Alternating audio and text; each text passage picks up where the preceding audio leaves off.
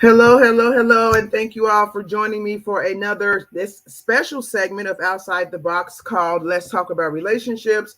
For those of you who don't know, my name is Sage the Coach, your host. I'm also known as Stephanie K, and I am a certified life and relationship coach. But a lot of the podcasts that I do most of the time has to do with kind of life issues. And so my heart and my passion is really for relationships. So I felt it was only appropriate to have a special segment where I can talk about relationships. And that's where this idea came from of Let's Talk About Relationships.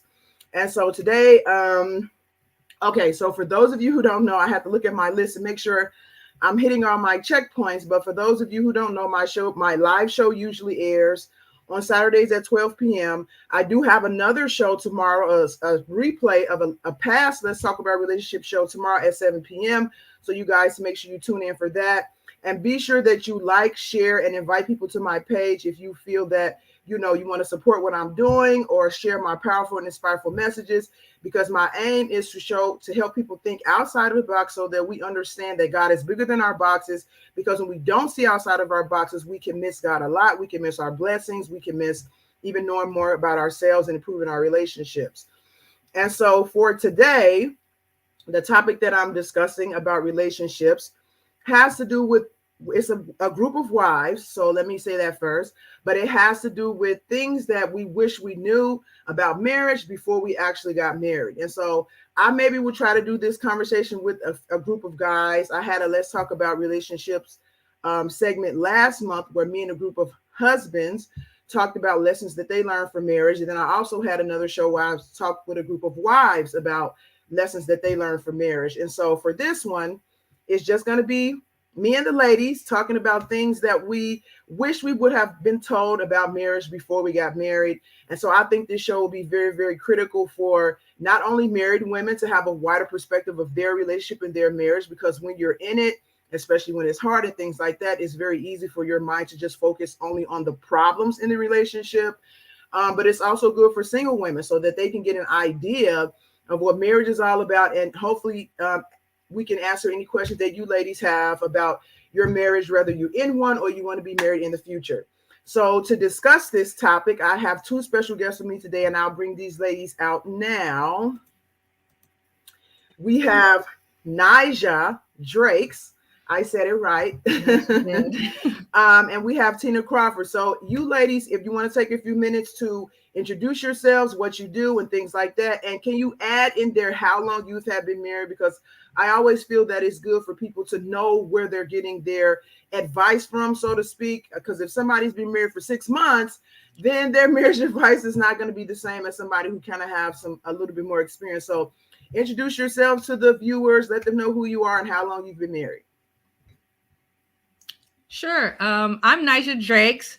I am a clarity and purpose coach. I have been married 21 years. I am a mom of 5, a serial entrepreneur, an author, a speaker, online show host, and a graduate of Spelman College and Johns Hopkins University. And for 20 years, I worked in corporate America, doing strategic analysis for multi-million-dollar companies, helping them troubleshoot problems and analyze scores of data and increase their profits, and really help them reach the ambitious goals that they set for themselves corporately.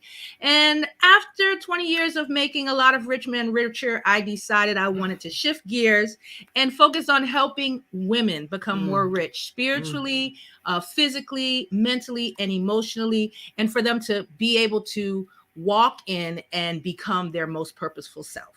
Yes, great. Awesome. If I'm remembering correctly, me and you have something in common that I don't usually have in common with a lot of people, is the number of kids that you have. How many kids do you have? I have 5 sons. Oh, wow. 5 boys. I have 5 kids also. I don't meet a lot of people in that multiple kid range. But I have 4 girls and 1 boy. So we're almost on the opposite. Yeah, 5 boys. Wow. That's a lot of testosterone. Yes, we are at the stage where our nest is emptying. We only have 1 at home now. The others are in college. So yeah. Wow. So with that in mind, and then we'll get to Tina to introduce herself. My kids are finally going back to school since this pandemic started next month. And so I've been basically kind of homeschooling, virtual schooling with them for a year and a half. But this year, when they go back, this will be my first time not having a child under 5 in the house in almost 20 years. Wow. Yeah. So I'm like, I don't know what to do with this freedom. Like, it feels weird. Like, wow. So, we'll see what happens. So I just wanted to say that. So Tina, can you go ahead and introduce yourself? Yes. Hi, I'm Tina Crawford. I have been married for 20 years and Wow. I have 4 kids. So Okay. we have 2 boys, 2 girls from 9 years old to college. Wow. And that's fun. I mean, it's fun. Let's see, what was I doing? I was homeschooling for the last 8 years. Oh, So wow. this is Wow. actually the first year that my kids are gone and going to school. Oh, wow. We're So we're we're in the same boat there a little bit. Wow. yes, so my life is changing drastically at the Yeah. moment. Yeah. Um, I am a premarital marriage and intimacy coach. So I love to talk about Jesus and I love to talk about marriage and I love to talk about sex. Yeah. So um, that is just it's a new adventure. I'm loving it. It's awesome. And I'm just excited to be here with you guys today. So Yeah, me too. Thank you so much. And so, since you ladies talked about how long you've been married, I feel like I have to put mine out there too. My anniversary was actually last week. I've been married for 14 years. So, we have a lot of combined experience between all of us, especially when it comes to children. We probably need to do another show about being a mom, but that will come later too. So, but yeah, so today we're going to get into this conversation. I'm very excited about it because the thing is, like, when you're in a relationship or just in life in general, it's very easy for you to get this idea like you're the only one. You think your feelings and what you want and all that stuff is so special and so different from other people. And although there are always individual differences, a lot of the times we are having the same type of experiences. And especially when it comes to women, especially in the church, we have kind of been programmed to not really talk about our marriages very honestly. People have this idea, especially women, that being married is the goal that you want to get to. And then once you're married, it's an indication of your value. So you don't want to talk about the problems that you're having because maybe you're not a good wife or whatever. And then you have other women, you kind of in competition with other women, And so a lot of these really big marriage conversations about marriage that should be happening amongst women don't really happen like they should. I'm not saying they don't happen at all, but I know, and I put out a blog post earlier this week that I wrote. It's actually an excerpt from one of my books where I talk about marriage. The book is actually called God, Why Am I Not Married? 9 Reasons You Might Still Be Single. And so in that book, I go through some of the reasons why women who are praying for a husband might not be getting their prayers answered. And so in one of the books, I talked about how our idea of marriage, like as when you're single, a lot of married women are not really telling you the truth. Because these conversations are not being had, a lot of single women don't really have a good idea of what they're getting into, even what they're praying for when it comes to marriage. And so I really want to have this conversation, not only to hear some of you ladies' experiences, but to give people some insight into what marriage is really, really all about. And so before I jump into like going into the conversation, I want to ask you ladies, do you have any comments or anything about what I said, or what is your experience when it comes to women actually genuinely talking about marriage and especially in the Christian community? I wish it was done a lot more. I mean, I couldn't agree with you more that we should be talking about marriage much more in the church and not just faking it. And there's a lot of that happening where people are smiling in the church and then going home, or even probably on the car ride home, right? It's a long ride back to the house, right? To go back to the status quo. And so, that's not glorifying God. He is an authentic God. He is a God that wants us to show up authentically. And part of our act of worship, we actually worship him through the way we do marriage. I mean, he tells us that essentially that your marriage is a way to glorify him, right? Exactly. It reflects him. It reflects our relationship that we have with him. And so when we just come to church and pretend like everything is all great, we're really not being authentic and being truthful in the house of God. So for Mm. me, I think it's critical. The Bible speaks about us, older women are supposed to talk to the younger wives. That's actually stated very clearly that it's part of our responsibility to do. And so I couldn't agree with you more. We need to be having more of these conversations.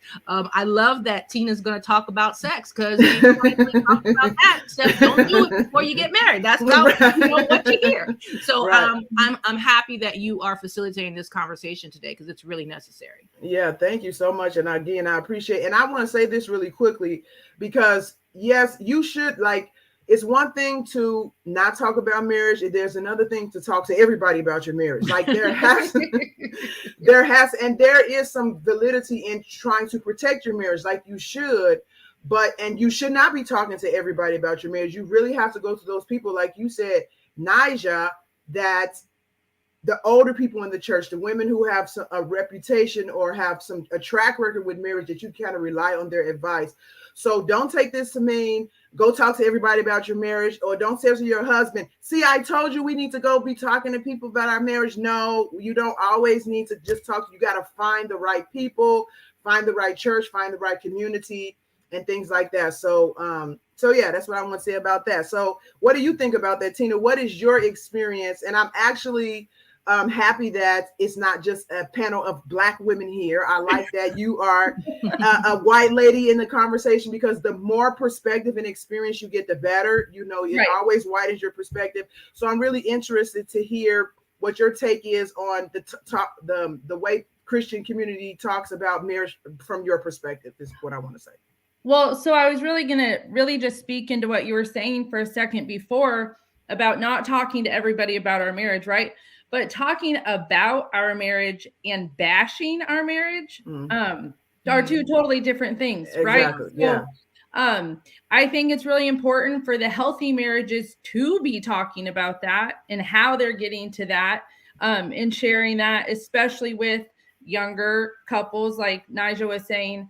But it's the bashing part, right? I mean, it's the not taking self-responsibility, but just blaming your spouse, and then you're perpetuating more problems by doing that. And so when you're seeking help from and guidance from other people, it has to be about, this is what we are experiencing, right, as husband and wife, not this is what my spouse is doing to me or not doing for me. Yeah. And so there's just that difference in that. But I mean, obviously I think it needs to be talked about. I 100% think it needs to be talked about.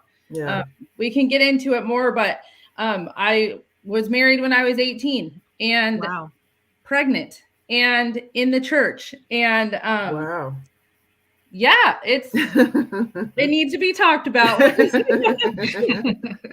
Yeah, wow. So I guess we can jump right into the conversation here. And one thing I kind of want to start off with us is, I want to go around and kind of talk about some crucial lessons that you learned from.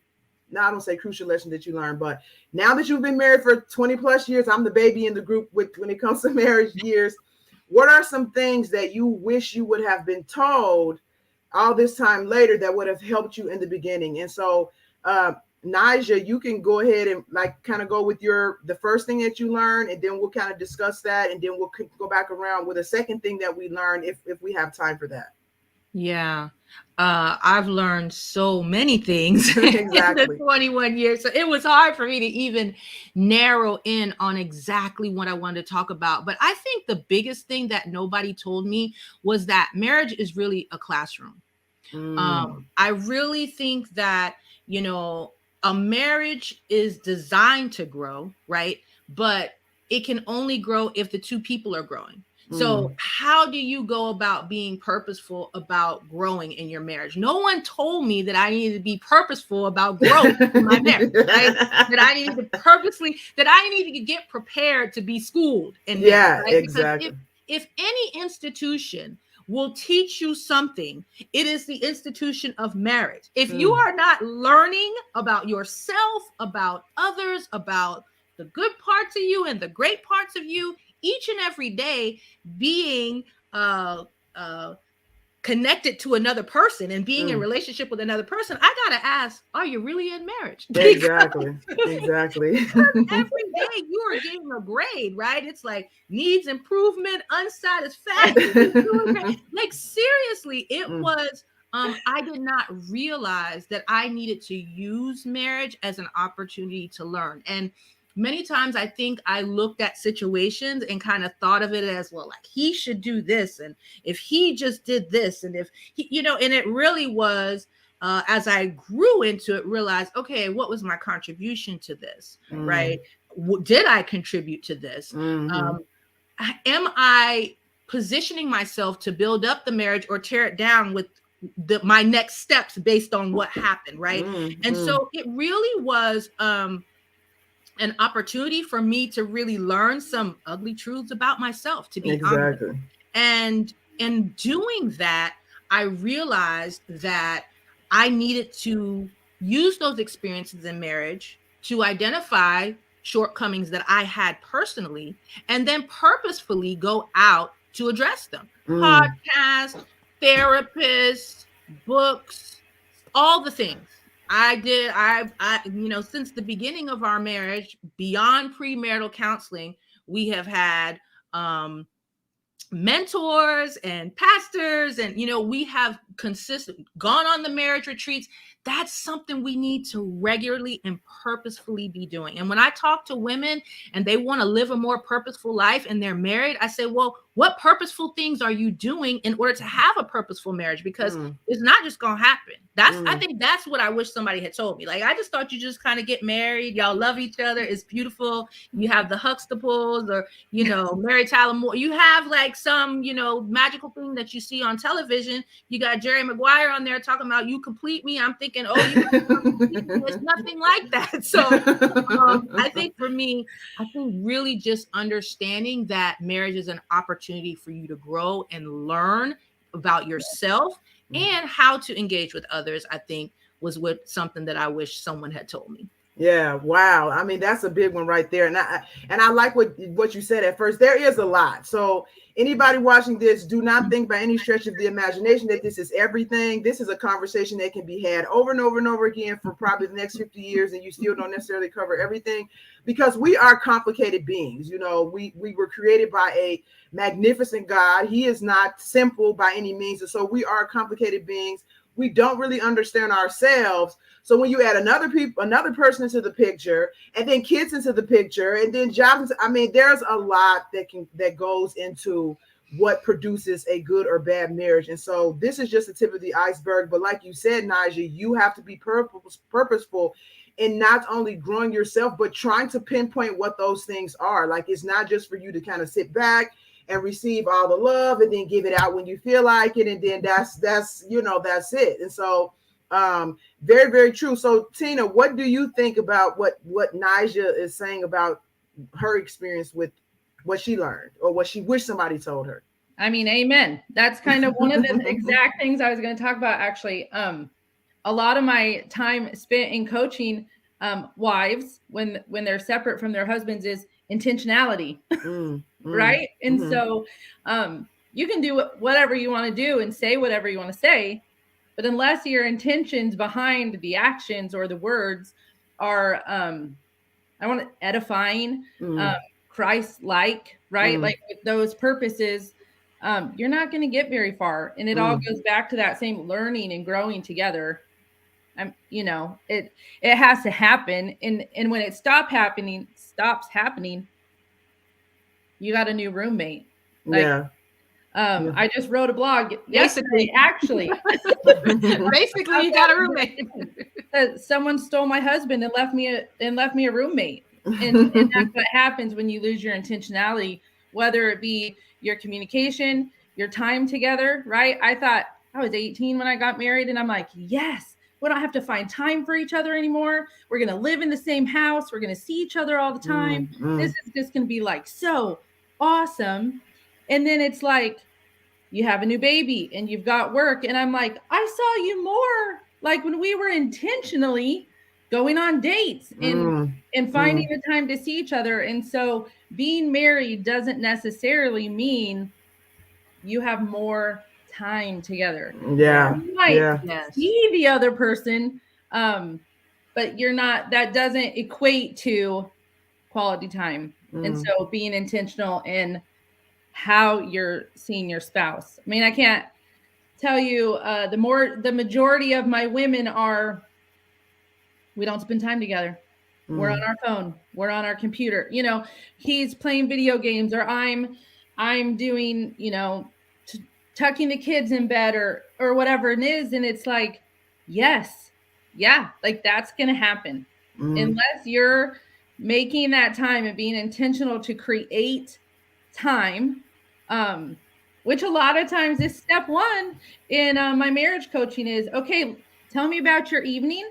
We're going to break it down and you're going to make intentional time. And so we recreate this intentional time for all the things Nigel was talking about. Yeah. Yeah. Exactly. Yeah, It's so funny because when you were, I had as my second point, I had too many people are just too busy to be married. Yeah. I mean, like you never think you're too busy to be married, but I don't think anybody told me that. I just thought, all right, you got your life, I got my life, then we get married and we have our lives. Like I did not realize how much you now need to now have a life together. Like you can't just keep doing the things you were doing. Hey, I'm going to keep the same job I had. Yeah, I'm going to keep the same job I have. I'm going to keep the same career goals I had. Yeah, me too. Okay, that's great if it works. But if you're putting in 12 hours a day at work and then you come home and you got to do, like you were talking about, Tina, your family responsibilities, like how much time, this is not complicated math. This is not calculus. This is basically, 24 minus everything else and what's really left for you in the marriage. And many times we're so tired, we don't even put in the time after that. Exactly. So I think, we work hard for raises, we work hard for promotions and performance reviews and bonuses and all this stuff, not really understanding that what really matters is the results that happen at home. Like, at the end of the day, them promotions and bonuses are not going to bring you peace. They're not going to bring you overall satisfaction. It makes me think of a scripture that says, what does it profit a man to gain the whole world and lose his soul? Lose the soul of your marriage and you gain the whole world. I'm sorry, that's not really a competition for me. Yeah, I mean, it doesn't give you fulfillment at the end of the day. Like it doesn't, because as much as we have to work, of course, that was a punishment handed down to us by God for our being a falling. But so we have to work, but he never intended for our lives to revolve around that. And I think, especially in this day and age, and I can't compare it to another day and age because I wasn't alive then, but it seems to me that we are very, very busy. I know, like I told you ladies before we started, my husband is from Africa. And so when I went over there to visit him, there was a big difference between the pace of life there and the pace of life here in America. Like I was actually able to kind of slow down and kind of do things. But in America, or when I'm at home and I have, a lot of kids, it's always, what time is it? What time? Okay, I got to do this. I got to make sure this get done. I got to make sure they get done. And so it's very, very easy to get caught up in all the things that we have to do and starting to neglect and even take for granted those relationships that are actually way, way more important than the stuff that you have to do. And so with saying that, I wanted to kind of bring in the connection that two things. One about marriage is that, like what you were saying, it's a classroom, is that, and it functions as a mirror, because there are things that you will never see about yourself if you stay by yourself that you will start to see about yourself when you get married. And I think that was one of the biggest reasons that God created marriage and even relationships in the first place. And why he said it wasn't good for Adam to be alone. It wasn't because Adam was lonely, like a lot of people say, but Adam can't grow by himself. Like you can't see yourself. Like how are you going to grow if you can't even see yourself? So you have to see yourself through somebody else's eyes, because we will always see ourselves from a biased perspective and think that we're fine and we're the greatest and we do this and that. But when you get a connection with somebody that you deeply love and they start kind of pointing out things or saying things, or you see how your behavior affects that person, now it's time for you to take a look at yourself. And And a lot of the times people don't do that. They just keep their focus on the other person. But it's really for you to look at you. And if you look at you and you're honest about what's going on with you, and you let God work with you to change whatever has surfaced in that relationship, a lot of the times the way he works with you on that, you can come back to the table with a totally different attitude, totally different perspective, healed in an area that you probably didn't know was an issue. And then your behavior, your attitude, and how you contribute to that marriage changes the environment of the marriage. And so you don't even realize the power that you have, that you're kind of reflecting into the marriage. And so I totally agree that marriage is a classroom. But we in our fallen state look at it like what I want, what I need, what somebody's going to give me. We don't look at it like, okay, now it's time to learn something, And so even the Bible talks about it's better to be single, because once you get married, it's like the gloves are off. It's no more hiding some certain things, no more just kind of skating by. You actually have to address some deep things about yourself, and not always just focusing on what your partner is doing. Because I will even add to that if you work on the stuff that you're seeing about yourself, it usually can become inspirational to now your spouse to work on their stuff, because now they see, oh wow, she didn't yell at me this time, so and she didn't storm out this time, she didn't do this, and now they are able to sit back and reflect and say, okay, well maybe I should, or maybe I should, And so to me, that is like one of the basic things about marriage. And I want to say this one more thing, and then we'll move on to the next point, is what you ladies are saying about effort, like intentionality. And Nigel, you said this before about marriage kind of being a reflection of our relationship with God, which I totally agree. And we can get so busy that we not only neglect our marriages and relationships, but we also neglect God. Like we don't pray as much as we go. God, I got to do this, I got to do that, and you kind of start pushing your relationship with God by the wayside. But everything it takes to maintain a relationship with God is exactly the same thing it takes to maintain a relationship with your spouse. But you have to put in the effort. You have to do it. If you don't, all the love in the world is not going to make that marriage grow. Like, it's just like having a seed and you just leave it on the ground and then you're expecting it to grow into something. It's not going to happen. You have to plant it. You have to water it. It needs sun. It needs that. And so you can have all the love, like you said, the feelings, Tina, and everything. But if you're not working and putting in that effort to grow that thing, it is not going to grow. It is a universal principle. The seed and sowing principle, you have to put the effort in to tend to that thing, whether God, in marriage, or whatever. So totally agree with you ladies on that one. That has also been one of my biggest experiences, and it's not an easy lesson to learn. Definitely not. No, it's not. And so, but when you do, you become more mature, more, a lot of things. So let's move on to the next thing. So Tina, I know you kind of piggybacked off of what Nija said. And you said she was kind of talking about some things that you were kind of wanted to talk about. But did you have something else that you wish you would have known before marriage that you think would have helped? Yeah, I wish that I would have known that I didn't have to keep a bottle of Tylenol by my bed in case I had a headache. I just always remember, man, the women in my life telling me that, right? Like, and you have a bridal shower, and what I got like 5 bottles of Tylenol. Right? Oh my goodness! Just letting me know I'm not going to want to have sex all the time, and so I got a headache, babe. Like, that's just kind of the excuse that we were taught. So with that, yeah, I mean, I wish that I knew that, biblically speaking, that sexual intimacy was just as much for me as it was for my husband.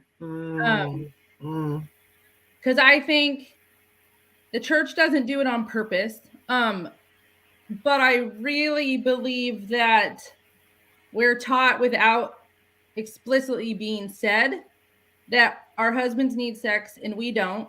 We don't have to like it even, right? And you will hear a lot that women don't. And so then there's even this expectation of, I'm not going to. So it's just, I'm just going to have to deal with it. And that is just like not true. Yeah. And so I think it's really important for especially new wives, like going into getting married, to know Like, God created sex for man and wife. He created it to be great, fun, exploratory, exciting, all these things. And you can go to Song of Songs, right? And you can open it chapter 1, verse 1.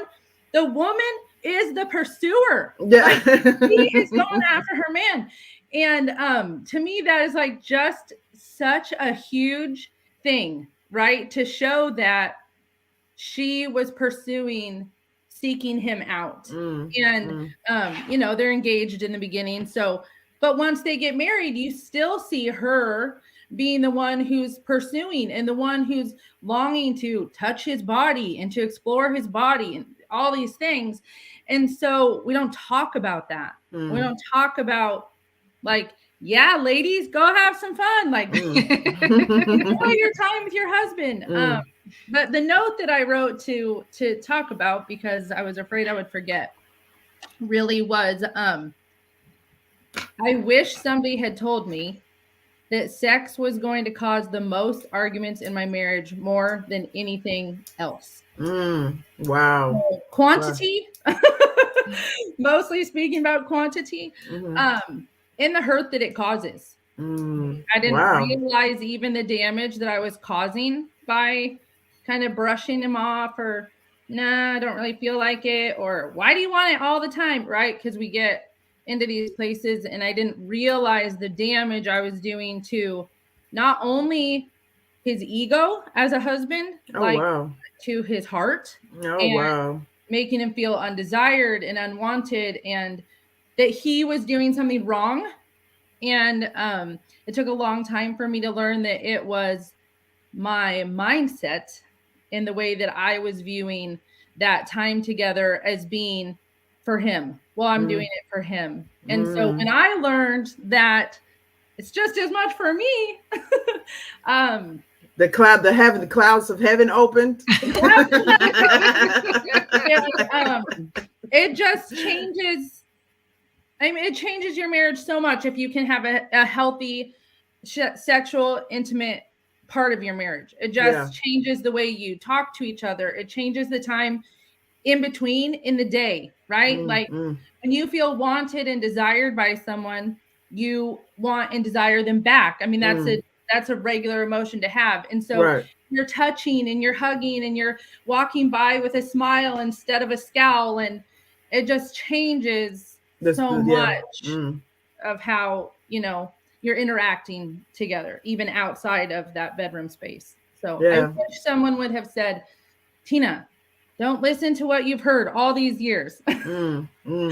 God made men and women sexual beings and made it for both of you to enjoy and to find that, together, because it's different for everyone. Yeah. Wow. That's a powerful one right there. Like, oh my goodness. Nigel, what do you have to say about what Tina said? It's so funny. It's clear we've been married a while, because that was on my list. I'm like, have good sex and have a lot of it. I think that's really important. But I also think that for women, it's important for us to understand that we need to create a space for intimacy in our marriage, because the way women are kind of wired is different than men. They can get to the physical place a lot faster and without a lot of prep time, right? Whereas we need not just foreplay physically, but we need foreplay spiritually, emotionally, mentally, all the things before we're like, okay, now I'm excited, right? Right. I think what no one told me was that we needed to create a space for intimacy, create a safe space where we both would be able to feel vulnerable enough such that when you get to the physical aspect, it's climatic because of all of this massaging, right, that happened before we even got to that physical place, right? You connected with me in a way, you saw me in a way, you listened to me in a way that we both want to show up, right, in the bedroom in a way that reflects that. And so nobody told me that. I grew up very similar to Tina. These men, you got to do these, your wifely responsibilities, like it's something on the to-do list you checked off. And I'm like, well, that doesn't sound like a whole lot of fun. But then as time went on and we began to understand how beautiful and adventurous and it could be in a very safe place, where you are not just naked physically, but naked in every other regard. There's Amen. nothing like it. I'm Yeah, sorry. It it's just not. can't compete with single life sex. Sorry. Yeah, yeah. It's way better. Yeah, yeah. Should It's be.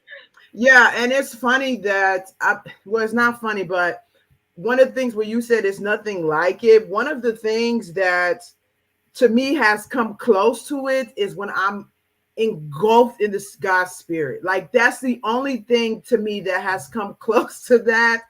And so sometimes I was afraid to like say it because I didn't want people to think like I'm a pervert. Like when you feel God's spirit, No. doesn't it feel Yeah. like Yes, it is. It is a high. It is a Yeah, and then out when of you body have, experience. then when you have both at the same time, yeah. like, And so it's really a experience that, like you again, Naja, you hinted towards it before. It's a reflection of God's relationship with us. He gave us that experience so that we can understand what it means to spiritually connect with him, because we don't, of course, have the physical connection with God. And I'm not going to go too far into that because people's minds won't stay in the right place. But it's a way for us to experience what that the depth of what that spiritual connection can be. And so you experience that in marriage, like you said, Naja, in a safe place and things like that. And we do as women get a lot of, as we get old, grow up. And it doesn't even start from adulthood. It's like from a kid, you just get this idea that sex is for men. It's for men. It's for men. It's not for women. And whether you enjoy it or not, hey, do what you have to do. You have to keep your husband happy or he's going to go look elsewhere, kind of a thing. And you're not really taught very much about your needs as a sexual being, and that is even okay for you to have them, because it becomes like this taboo thing. Even if you do have it, it's like you're being wild or whorish or something like that. And so what kind of stands out to me, what you ladies were saying about the impression that you get growing up about what sex is. A lot of women struggle to even enjoy it, not just from what they have been told, but they have been abused before. They have some issues when it comes to it. Like a lot of women are, unfortunately, rape statistics are very high, molestation statistics are very high. And then you carry, and I won't even, aside from trauma, when you have multiple partners before you even get married, all of those things you carry into the marriage, and they can affect your ability to connect with your partner, especially because you have sexually, because you have a lot of baggage there. These are deep spiritual things, and whether you're consciously aware of how it's affecting you, it is affecting you. And so you might feel like, but I don't want to do it. And I've heard some women say, well, if he loves me, he should be okay that I don't want to do it. Like he shouldn't try to force me, anything like that. And Tina, you kind of talked about it. You have to change your perspective, because it's not about him forcing you. Like if you're looking at it that way, of course you're going to have that response. And then you're going to be even more reluctant. Like, well, why can't he? Why can't he?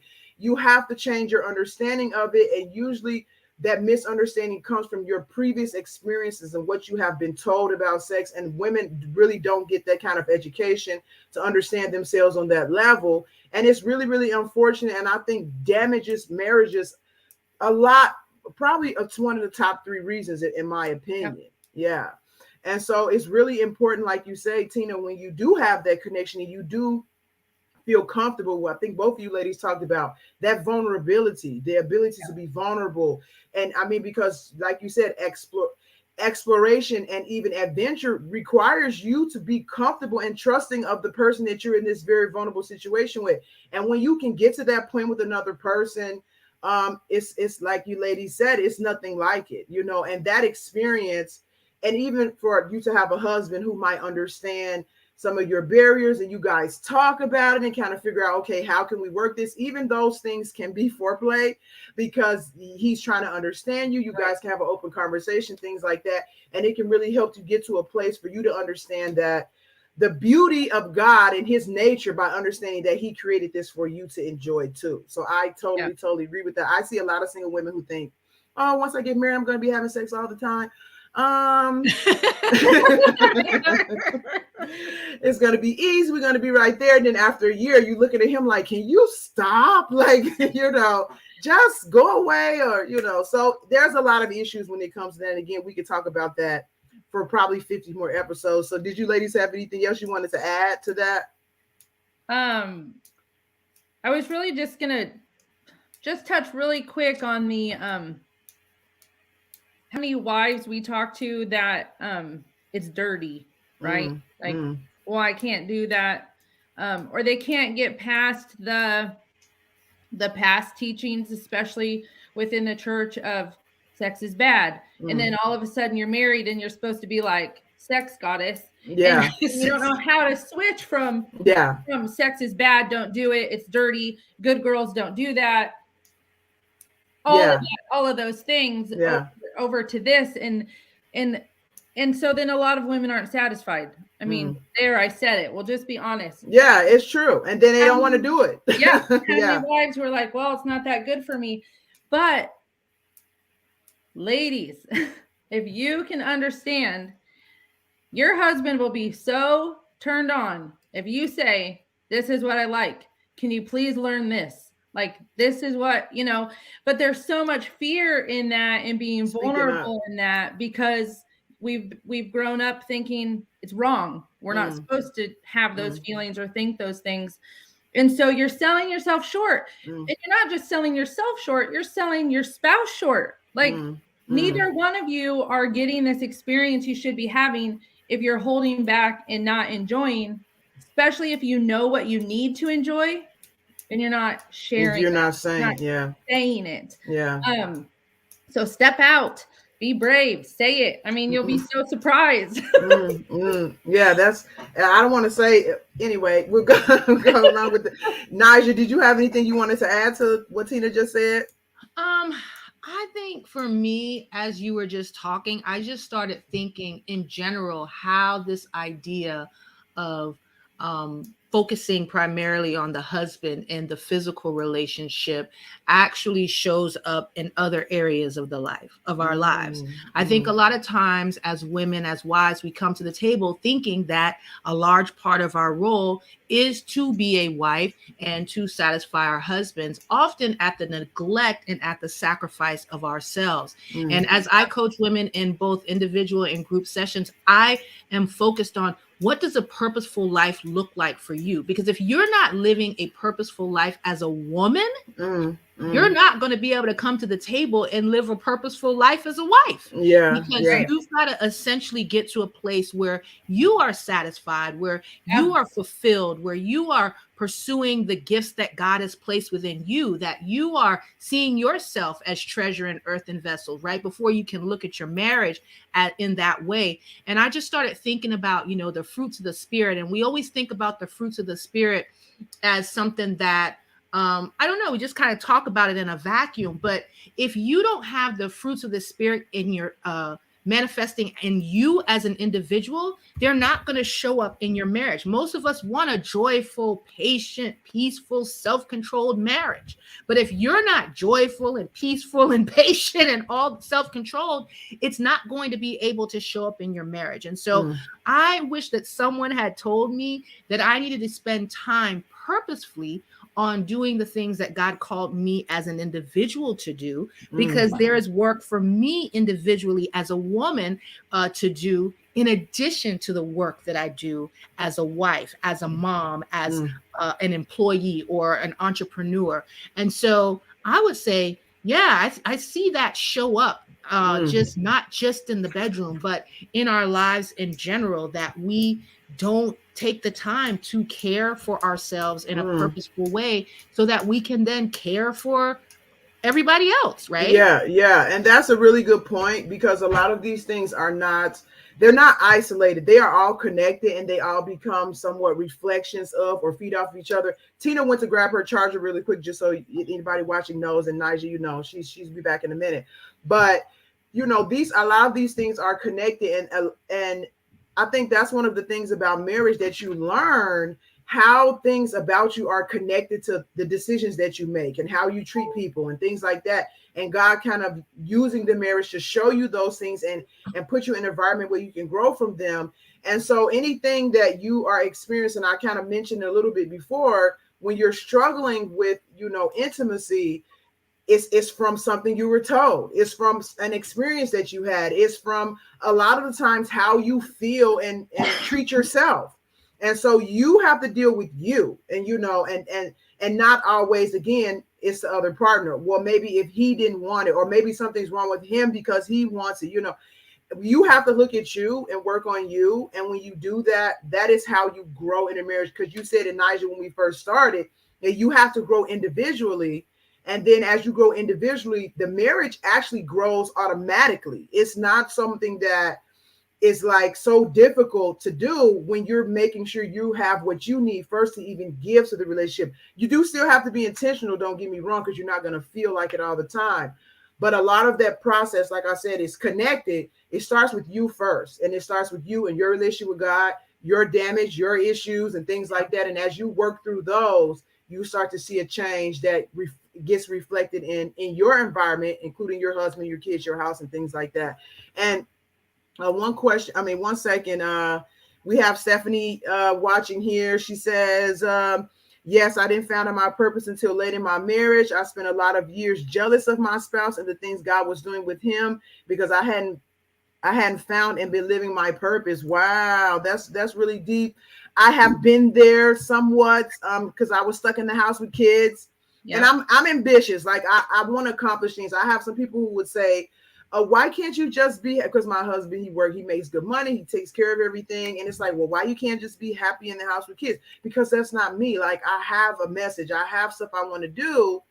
And I was stuck in the house with kids, and I was just like, oh, he's just rising here and doing, and I can't do anything. So I totally agree with you, Stephanie, with that. I experienced that as well. And then she also says, we definitely need to spend time before marriage learning ourselves and allowing God to tell us what our purpose is and walk in it. Your spouse won't be able to fulfill all your needs. Absolutely. Absolutely. Did you ladies have anything you wanted to say about what Stephanie put in the comments? I mean, she's right, but spouses weren't made to fulfill our needs. Yeah. You know, when we talk about finding our purpose, I think that's probably an important point to break up, is that that's not your spouse's purpose. Exactly. To fulfill your needs. To be your partner. Yeah.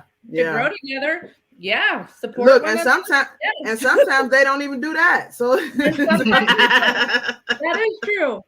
Yeah. So, but you have to be okay, because if they are your source, then if they don't do what they're supposed to, then you're not okay. They're not supposed to be your source. So if they do it, great. Thank God. If they don't do it, great. Thank God. I'm okay, because God is your source, not them. And then you give God time to kind of work on them and help them to grow in their role in the marriage too, because it is a growing process for everybody. And everybody starts at different places, ends at different places, goes through different things to get there. So absolutely. Naja, did you have anything you wanted to comment on about what Stephanie said? Not necessarily about what Stephanie said, but I just want to make sure that I bring this out before we go, because I did not know. Well, I wish someone had told me that a couple that plays together stays together. Mm-hmm. Yes, amen. We did not. You're at basketball games and soccer games and all these things, and you're caught up in making this life together and dealing with a lot of serious matters, right, that have to be handled, like bills and stuff like that no one really wants to do. Mm-hmm. There's so much adulting involved.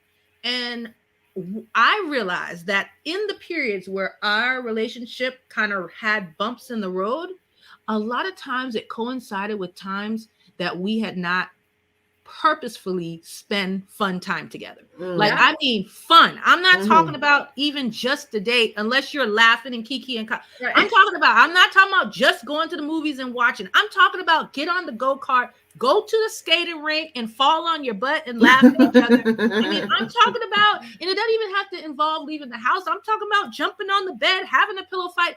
I am serious. These are the kinds of things that are important, because when you get to the point where you're angry and something went awry in the marriage, if you just had a pillow fight with that person the night before, I promise you, you are not going to be as angry as that. You're not going to be as angry, because you're like, this is the same dude that just like tickled me down to the ground. Like, so you kind of are able to see that person in a lighter light and look beyond exactly what is happening in the moment, because you have a history of playfulness and enjoyment and excitement, and you know that if you could laugh together, you might even be able to make light of this situation. And so I would say, and people who know me, like, I'm a silly gal, like, I'm like, you gotta be silly. I'm gonna do the silly things, the outrageous stuff that people are like, oh my gosh, I can't believe you did that, girl. That's how we stay happy and married. So I mean, absolutely, yes. absolutely, yeah, absolutely. Tina, did you want to add anything to what Nyjah said? No, that was awesome. I agree 100%. Yeah, we are always doing really ridiculous stuff up in here. Yeah. You're happier. He's happier. You just gotta do it, and it's hard sometimes. Like after you just finished yelling at the kids, yeah, it is hard. It is hard sometimes, and you know, I tell my little secret, but I mean, I gotta go into the bathroom sometimes after the kids are in bed, and I gotta like do one of these, and I gotta like put on some lip gloss, and I gotta kind of be like, okay, Tina, okay, get into it. Yeah, you're gonna be a wife right now, so like drop the mom stuff, you know. Yeah. Like, I have to like self prep. Like I have to like get myself like, okay, you're switching, right? Like mom, okay, wife. Yeah. And that's what it takes, is just, it's that same thing, right? Like intentionality is my favorite word. I have to be intentional to be ready to have fun, Nyjah. Like I have to be ready to be done with my stress of the day to be able to do that. Yeah, and I think what's important, because you know, as women, we do have a tendency to kind of lean more to our feelings, but I think it's important to like recognize that you can do that. Like you could be like frustrated with the kids and then say, okay, I'm done with that now, let me be a wife. Like we get sometimes so caught up in how we feel and we're frustrated, and then we want to come and talk to our husband about it, and he's like, hey, I just had a rough day too. Like, I don't want to talk about that, and you need somebody to, but you can say, you know what, I'm going to put that aside for now. I know, you know, and so we do have the power to do that. One of the big things that I like to address in my coaching and my books and everything is the power of the mind. Like we have a powerful mind. And I always say that the mind that we have is a godlike quality. There's no other living thing on the earth that has the ability to reason and self-reflect and stuff like we do. And so a lot of the things that God is telling us to do, even in the process of growing in the marriage, is to grow our minds, to, you know, renew your mind. And so you can control your mind and turn that off and say, okay, even if you have to, because it's not easy all the time, I will admit, you might have to talk to God and say, okay, God, I'm not in the right mood right now, but I need to do this. Help me do this, you know. But we can do that. And it's important to understand that we don't always have to chase our feelings down a rabbit hole every time we don't feel something. And there's nothing wrong with that, you know, because I've even met some women that feels like that will feel like, well, if they have to do that and they can't talk to their husband right now, he doesn't love them, you know, stuff like that. It's like, no, that's not what it's about. And you don't always have to take that negative view of things. Your husband is a human being just like you are. He's not the God or whatever. And so give him some grace and understand that it doesn't have anything to do with that. And like Nyjah said, if you guys have those good memories and experiences, sometimes those are the very things you need to draw on and say, okay, he's not being what I want him to be right now, but I know he loves me. We were just pillow fighting yesterday, you know? And so it kind of helps you, you know, harness the power of your mind and switch your focus. Yeah. But it goes both ways, right? Oh, absolutely. I don't know if you guys totally understand your husband's jobs and everything that they entail, but I certainly don't. I mean, I wish I could be a fly on the wall so I can kind of see what he does and try to understand better. But I don't always want to hear him talking about work. So, Yeah. like, why do I think that he always wants to hear my complaints about, and then I have friends who say, well, they're his kids too, so he should want to hear about what's going on with them. And he does, but not every little, annoying thing that happened that day. And so I have to remind myself, like, sometimes I sit there when he's talking about work and I'm like, right. And so why do I get mad? Yeah, If absolutely. that's his response to me, but I have the same one. Yeah, exactly. And so we forget, right? Yeah. I mean, we're to be honest, we're all selfish by nature. Yeah. Absolutely, 100%. Yeah, and so it takes for you to be kind of real with yourself and extend the same grace you give to yourself to give it to other people, including your husband when he's driving you nuts and not doing what you want him to do. Absolutely. Yeah, because we drive them nuts.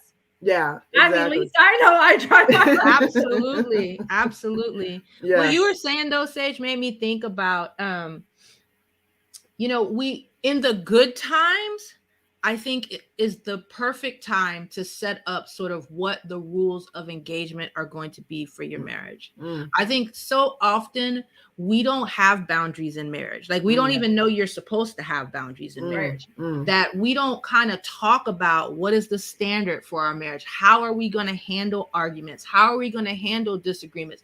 We often will talk about how we're going to raise the kids, right? We talk about that, but really having conversations about how are we going to engage with each other? Like when I'm angry and I'm at my last, like, how do we talk? Do we scream? Do we yell? Do we, and when someone yells, then what's the next step of that, right? Do you walk away? Do we say we're going to table it? Like you've got to essentially put those things on the table so that everybody is clear. I think a lot of times when people talk about communication, I think that there's a lot of talking, but a lot of it's not clear. Yeah. So put it on the table and say, clear, let's make it very clear. Okay. Something bad happens in the relationship, let's talk about it and let's have a clear understanding that can't happen again. Okay. So the next time that happens, this is going to be my response. That's how you set clear boundaries. But I didn't even know I was supposed to do that. Nobody told me that you set boundaries in relationships. I thought you just do whatever they use. I don't know. It just now. Yeah. So yeah. And so I had, let me see, I had 2 points. I had 2 things that I want to say I wish I knew about marriage, but we're running out of time. So now I have to choose one. But maybe, okay, so I'll mention the first one, but then we can discuss the second one. So I don't want to go into like a lot of discussion about the first one. But so the first one I would say is it takes two. And the reason why I say this is because I had the idea that I was going to be a good wife and I was going to make the marriage last. And I didn't realize that if you do everything right, which is not possible, if your other spouse is not contributing, vice versa. I've seen, guys who you feel like you're carrying the whole marriage. You cannot do that. Like you feel like, oh, I just have to be this for her and do this for her and do that for that. And then one day it's going to work out. Or, in my own thinking, I'm just going to do this and be this great, great wife and everything is going to work out. And then when problems come and they keep coming and then you don't understand where they're coming from, you don't address the actual issue that needs to be addressed right away. And so, or in the right way. And so it definitely takes two. So I'm saying this for all those people who feel like, the marriage lasting or whatever is on them. Like if I do this, if I just keep doing this, if I just keep forgiving, if I just keep doing, then the marriage will last. It's not about you. It absolutely takes two. Your other partner has to be on board. I actually think it's a little bit of prideful thinking in a sense, because you're making everything more about you and what you can do and what you can't, and you're not really giving the part, because if you have that mentality, I'm sure it's going to affect your partner in some way where they might not do all the stuff that they should do because you're trying to do everything. So you have to understand that it takes two. Give your partner space to contribute to the marriage too. And that even if you do everything right, which again is not possible, unless you have a spouse that is actively contributing into the marriage and you both are doing it together, it can still fail woefully. So that was one of the things I wanted to say. But the second one that I actually would like for us to discuss a little bit before we leave here is that I forgot. I just I was just The I beauty was of live TV. The beauty of live TV. Okay, so Naja, I mean, what was the last thing we were talking about? Is you were talking about having rules of engagement and boundaries in your marriage. Okay. And that it's important for you to kind of establish those after the pillow fight. Yeah. Yes. Look, that's the best time. That's the best time. When you're angry, like, and you know what the rules are gonna be now, you know, that's not the time. If that's how you, that's not when you want to set up the rules. Yeah. Oh, okay. So you reminded me of my other point. So the other thing that I wish I was told about marriage beforehand is that everything that my husband does is not about me. So I think a lot of the time women do that. Like, even if your husband comes home in a bad day, somehow you make it about you. Like, well, why are you not, you know, and it's a lot of times it has nothing to do with you. Even the way he responds to you, even if he's being mean, even if he's being kind, which is usually not an issue. So that's probably not a good example. But everything your husband does is not about you. It comes from the upbringing that he already had, how he already sees stuff, how he already does stuff, how he thinks. And again, it's just, you just reflect that into the relationship. And so I think where a lot of women go wrong in marriage is taking what their spouse does personally, as if it has something to do with them. Most of the time, the way people treat other people is like 99% of the time about that person and what they're dealing with and what they believe. And they're just doing, you know, it's like our minds operate on an operating system. And so whatever the operating system is, that determines how we act, what we do, things like that. That operating system was created before the person even knew you. So when they respond to you in a certain way and you think it's about you, or you take it personal, why is he treating me like this? Why?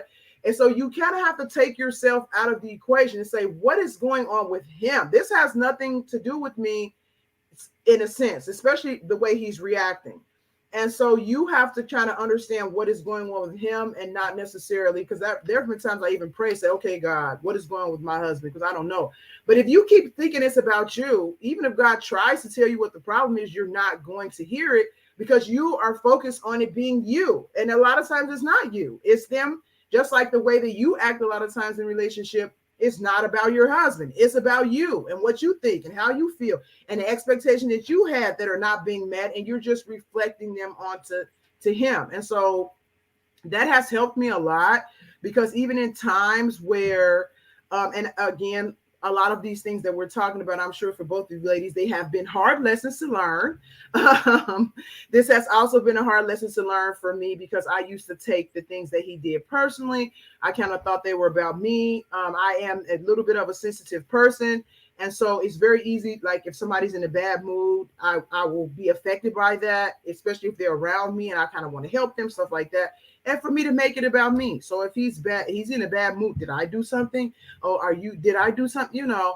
And so it has helped me a lot to not always think that whatever he does has to do with me. Even if he says something I don't like, it doesn't really have a lot to do with me. And I'm repeating myself. So you ladies, do you feel like that's a lesson that you've kind of had to learn too? Or what do you think about that?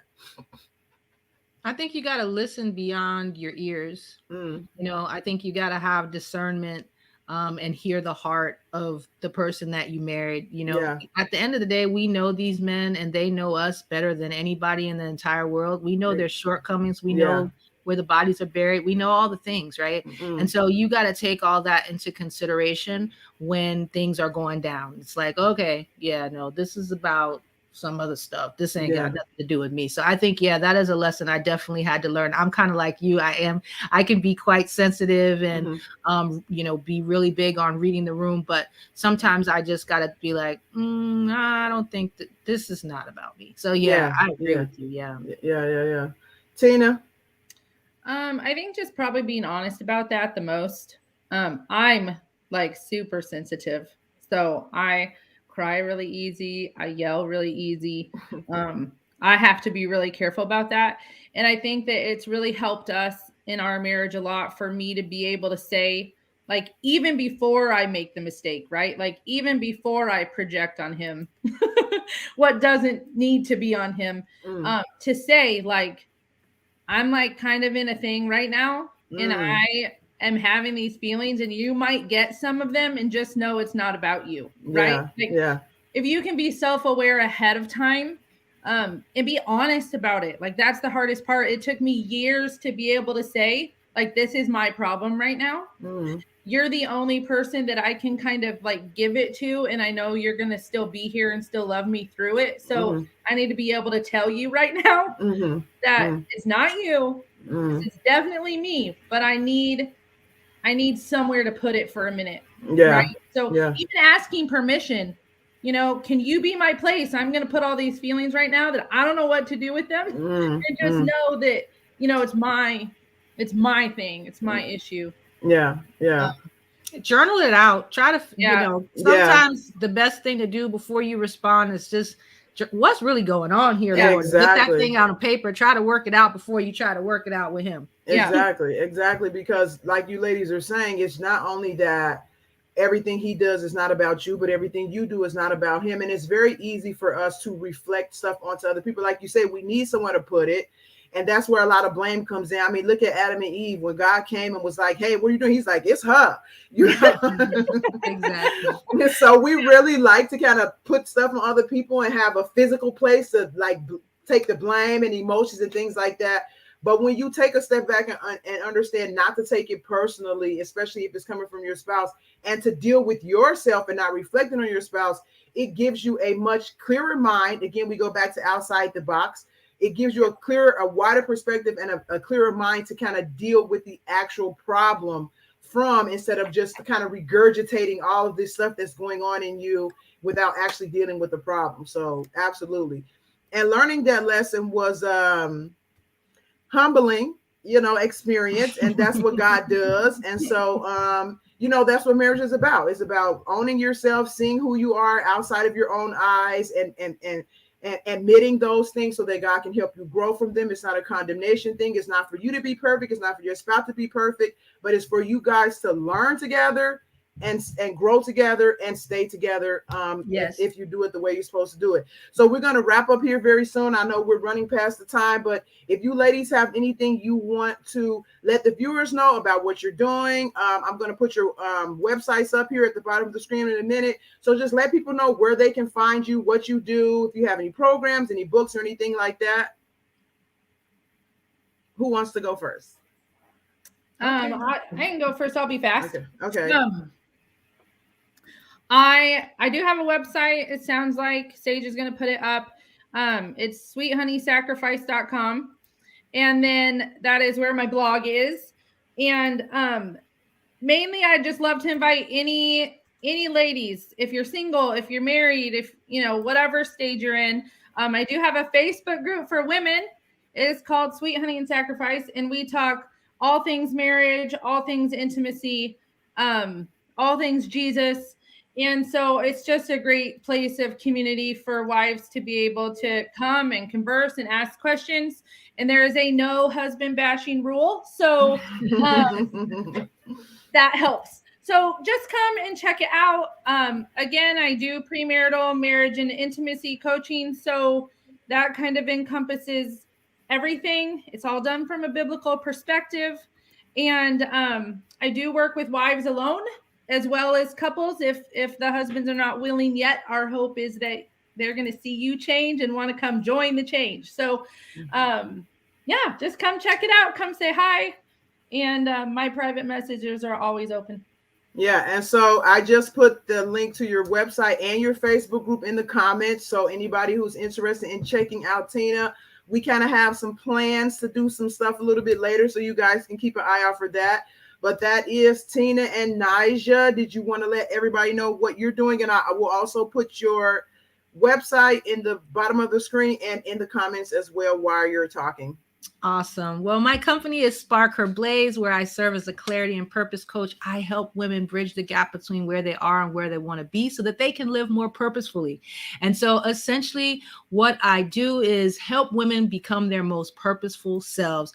Yes, check out my website at sparkherblaze.com. I actually have a quiz on there that allows you to examine what is limiting you from living your most purposeful life. What is standing in the way of you living your most purposeful life? So it's a few short questions that you answer. It'll give you some action plans on what you can do, an assessment of sort of what might be going on. And I'd love for you to get on my mailing list, because I'm going to be teaching a free workshop in January on how to become your most purposeful self and have your most purposeful year in 2022. Okay, wow, I like that. I might sign up for that one. With this newfound freedom I'm going to have very soon.